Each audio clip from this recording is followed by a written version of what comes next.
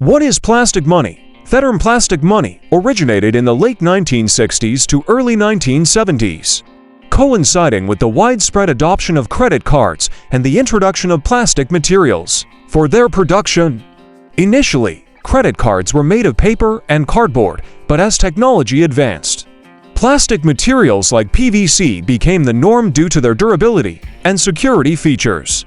The term plastic money gained popularity as a colloquial way to refer to credit cards, highlighting their physical composition and departure from traditional paper currency. Over time, it came to encompass other forms of plastic-based payment methods, including debit cards, as they became more prevalent in the financial landscape.